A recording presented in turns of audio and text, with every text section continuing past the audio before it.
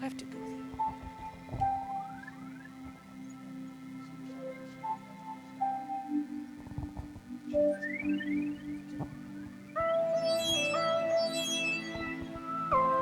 We have to start again for the DVD, but again, I'm so happy to have young people be part of this. And please bring your children, grandchildren, and all your young people next year because it's so important. But again, from Italy, from Torino, from Turin, the winners of the Scholarship for Young Ufologists are Filippo, Sarpa, and Sara Rolando.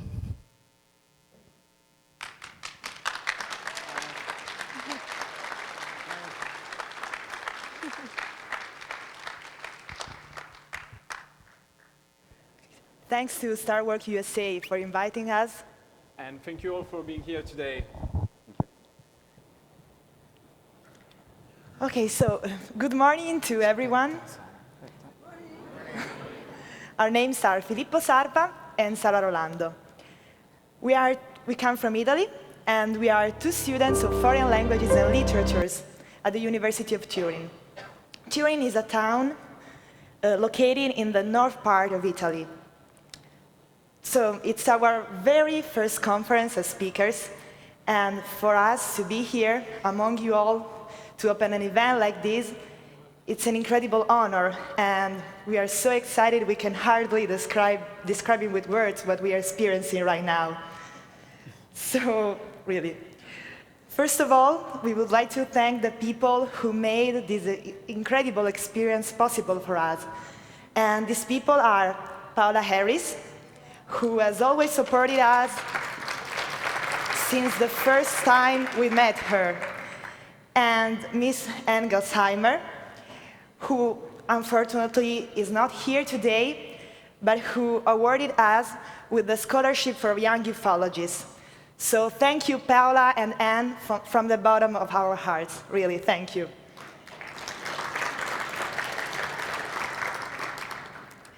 Well, what are two foreign language students doing here today in Nevada, in this occasion?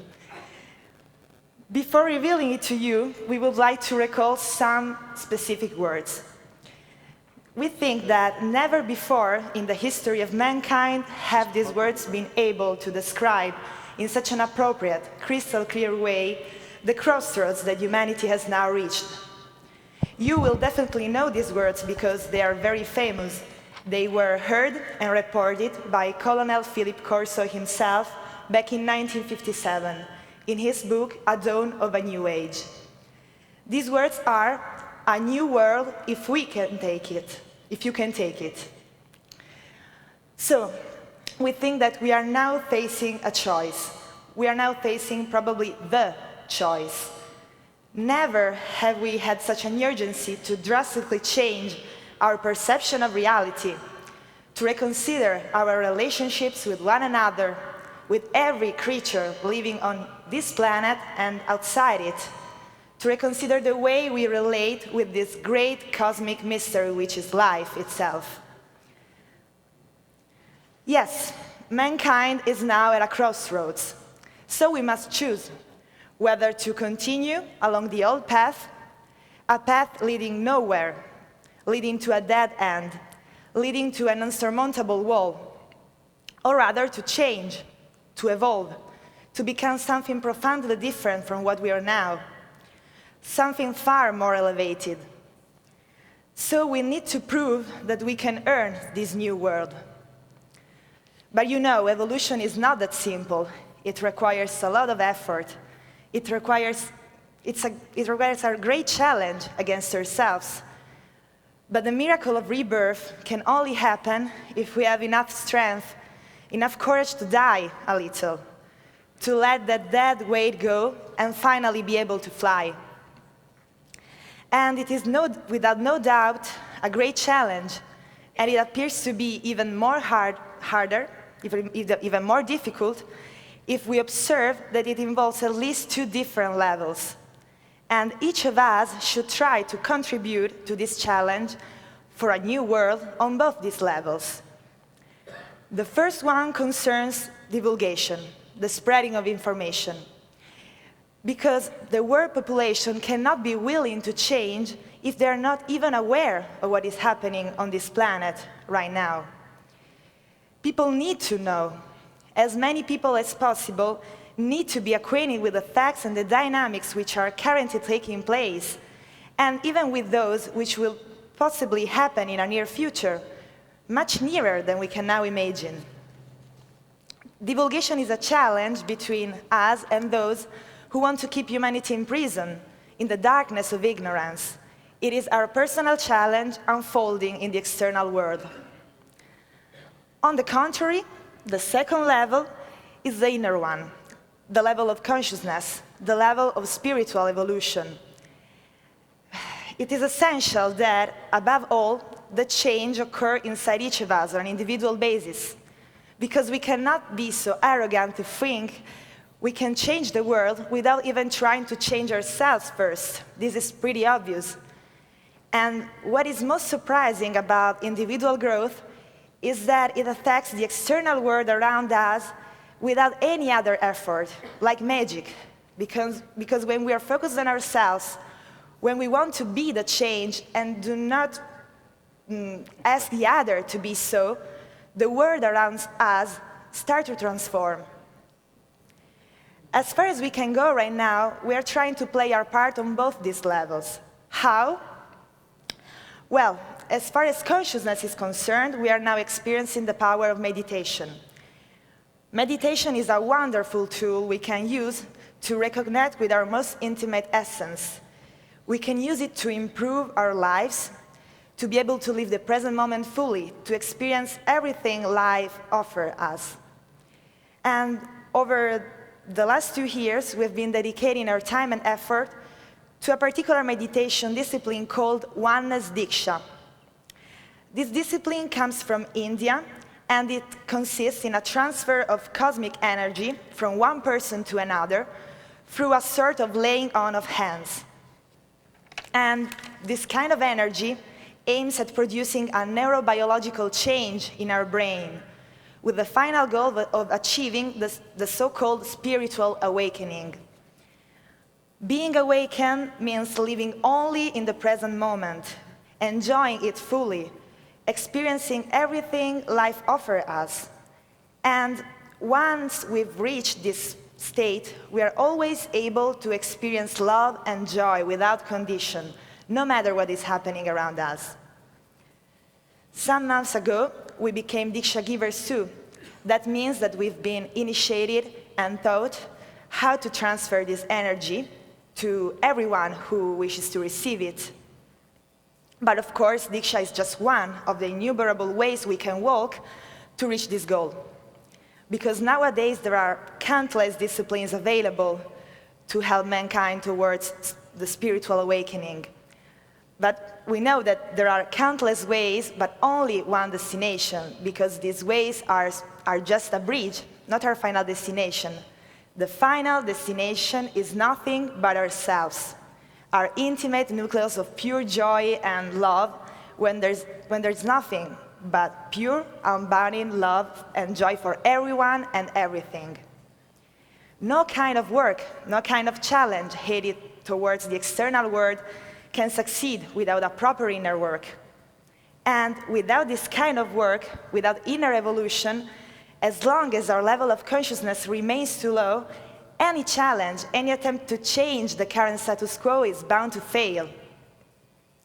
And you know, history is always the best teacher, and we are perfectly aware that nothing has really ever changed through mere external actions.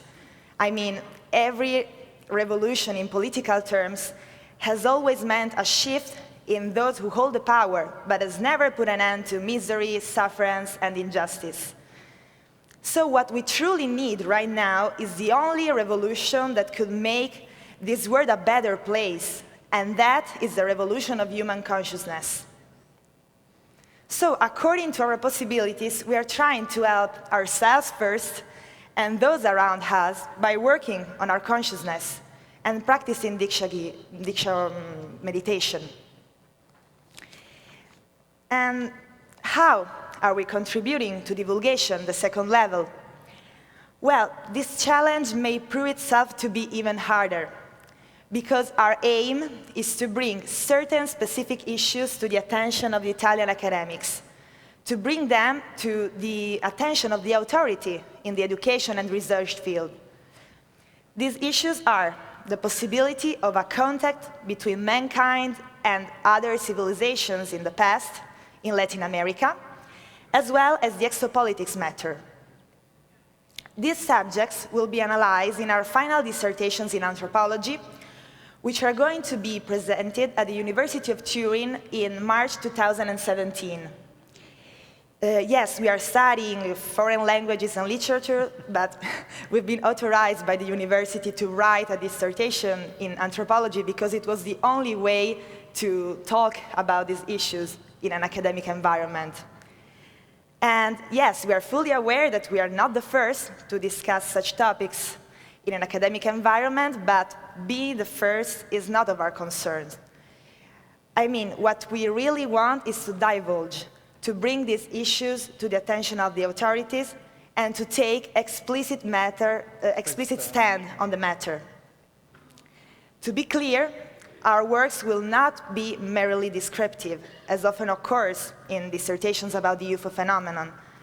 We will not hold ourselves back by just describing theories and studies in a cautious, detached way, avoiding any personal opinion or judgment. No, we will express our positive opinion in favor of the work produced by the dozens of people who dedicated their lives to seek the truth. We will express our positive opinion in favor of the testimony of those people whose lives were affected accidentally by an extraordinary experience. We wish to launch an appeal to the scientific and academic community, because these issues deserve to be studied properly, because the future of mankind is at stake here. We wish to propose an alternative path of investigation. We wish to ask the scientific community to explore new research fields that could offer an incredible opportunity for our progress as species. A progress that this time would eventually be not only on a material level. We are fully aware that this is going to be a tough challenge because our board of examiners, to whom we are going to present our dissertations, have already been quite explicit about it.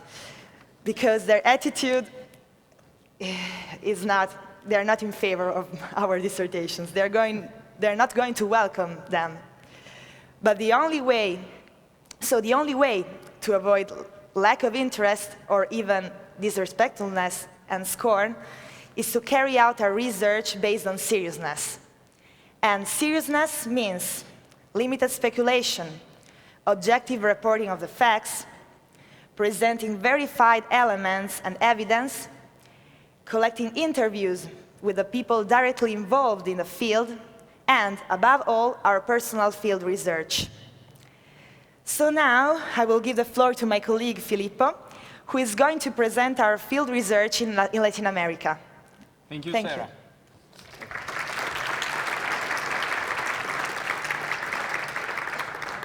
Well, as regards the study of a possible contact in the past between mankind and another far more advanced civilization in Latin America, serious field research meant for us a one-month visit in Peru, Bolivia and Easter Island in Chile in an entirely self-funded and self-organized journey. And we'd like to tell you countless things about this journey, but it would take days, so we'll try to keep it as brief as possible. So, in Latin America, we visited a lot of wonderful places filled with mystery. Mystery whose explanation provided by mainstream history and science never fully satisfied our curiosity, and of course that of many other people before us, including great scholars too. And it has been proved that the vast majority of the commonly accepted truths about those places do not hold water. During our visits, we interview both the researchers active on the territory and the native people, among whom we've been given the chance to speak with several shamans too. And the testimonies of the shamans are of great importance to us because they are those who hold incomparable knowledge about the places we visited. The interviews we collected confirm that there are a number of serious unanswered questions about our past that deserve proper investigation. Our journey across Southern America started in Peru, in the Paracas Peninsula, 200 miles from the south of the capital, Lima. And there we had the pleasure to see with our own eyes the famous Paracas elongated skulls and to speak in person with the experts. As you may already know, the skull seems to be naturally elongated and not the result of artificial cranial deformation. At the moment, researchers are trying to figure out whether they are dealing with an unknown human species. A species who walked the Earth not so much time ago, we're talking 3,000 years ago, or maybe fewer. And it's practically yesterday compared to the range of the human evolution paradigm. And what is most interesting, of course, is that you can find evidence of elongated skulls all over the world and throughout millenniums. And now we wonder, why aren't we investigating these issues day and night? Why aren't we investing funds, energy, and time in such an important matter? Because it is about our evolution. Another clear example of unanswered mystery that you're familiar with for sure, everyone is familiar with for sure, lies in the Nazca Desert in Peru. We flew over the lines, we interviewed the locals, both guides and common people. We collected their testimonies. And of course, this has been done by countless people before us. But we wish to ask, in an academic context, the anthropologists and other academics, how it was possible to create such perfect, huge geoglyphs in the middle of the desert with the tools available in the past. The past as we know it, of course. Above all, what was their purpose? Why were these lines scraped for hundreds of feet, stretching on a surface of 50 miles, lines that could only be appreciated from miles above? We want to ask why there is an astronaut, as this geoglyph was named, with big eyes glaring at the sky and waving his hand as if to say welcome or goodbye by those who could observe it from the above. We visited many megalithic sites in the area of Cusco, capital of the old Inca Empire, Machu Picchu, and many other structures located in the sacred valley of the Inca. Most of you will certainly know these places very well. And you cannot fail to notice the absolute perfection concerning the cut, the shape, and the juncture of the stone blocks. We cannot fail to notice that the blocks show signs of vitrification and that their edges appear to have been melted and joined together. Those blocks are without any doubt the result of a higher technology which was definitely not available to the Inca people 500 years ago. Well, again, we're asking the scientific community, we're asking the academic community to investigate and to provide satisfying explanation of how a Bronze Age culture could be able to carry out such complex stonework. And as I said before, the currently accepted theories, which involve stone hammers and copper chisels, are completely unconvincing. We reached Easter Island too, and apart from the famous Moai statues, which should deserve entire conferences and thousands of pages of study, we visited a megalithic site called Vinapu on the southeast of the island. Aku Vinapu is a megalithic structure whose appearance resembles in a very impressive way the Peruvian mysterious buildings.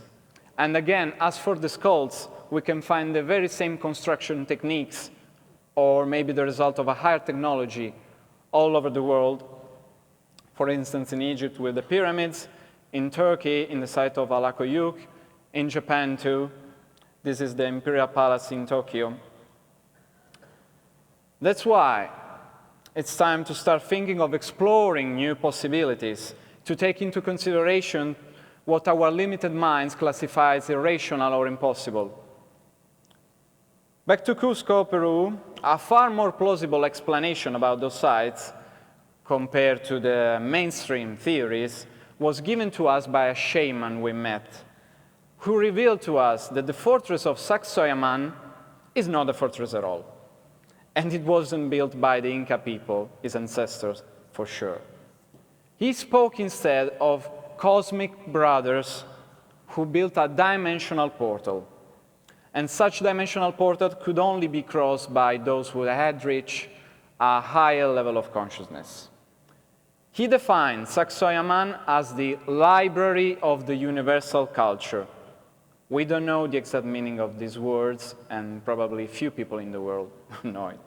But what we know for sure is that its original purpose was not that of a fortress. And of course, as regards our dissertations, this testimony alone cannot claim to have scientific value, of course.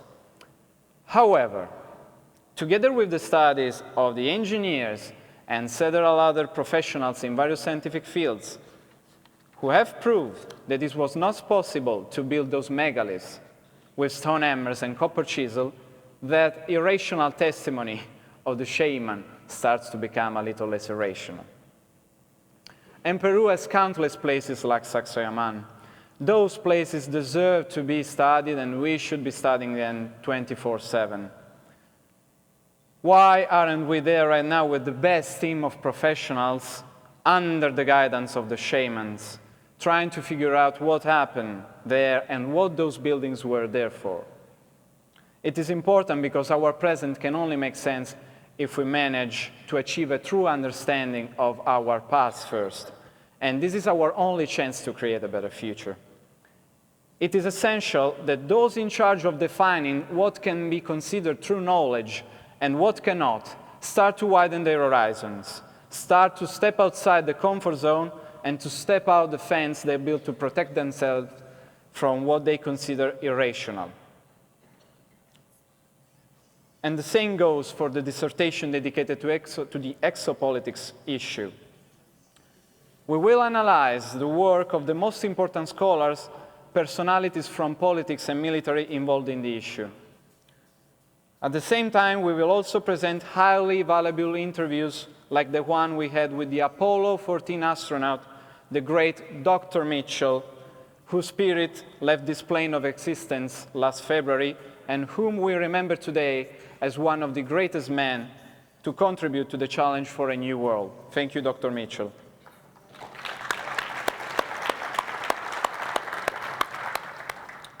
And for us, seriousness means bringing to the attention of the academics testimonies of such caliber. When we told one of our supervisors that we had interviewed the 6 men on the moon and that he had told us in a very explicit way that a non-human civilization had decisively intervened to avoid a nuclear war between the US and the Soviet Union, he was left astonished. The supervisor said, "You what? You had an interview with the 6 men on the moon and he spoke about alien intervention during the Cold War?" He got into full cognitive dissonance mode.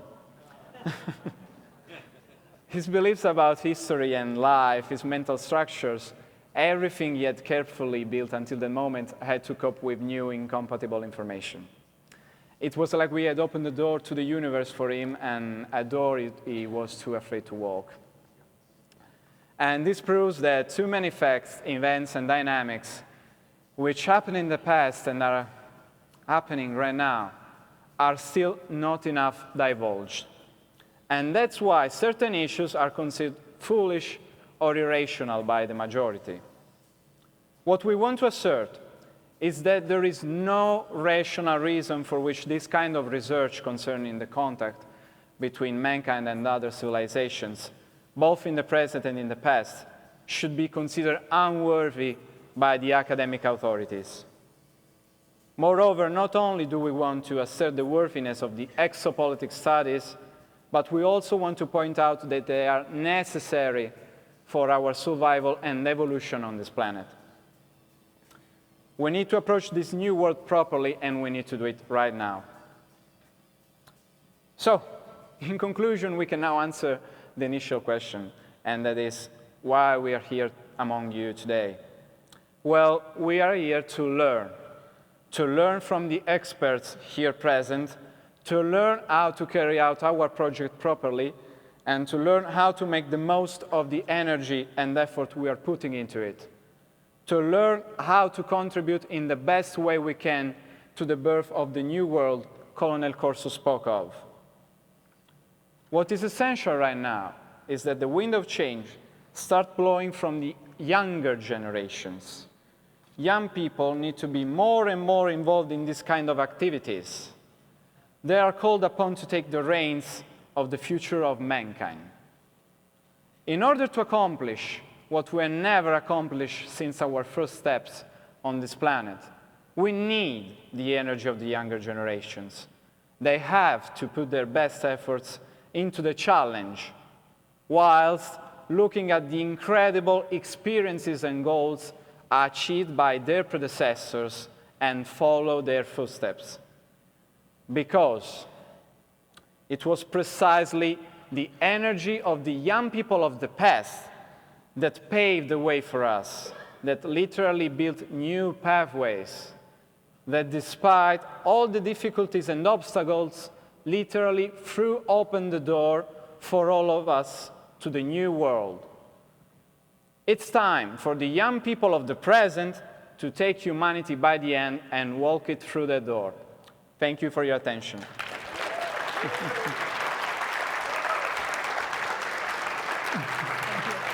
Thank you, thank you. Andiamo? Prendiamo questo.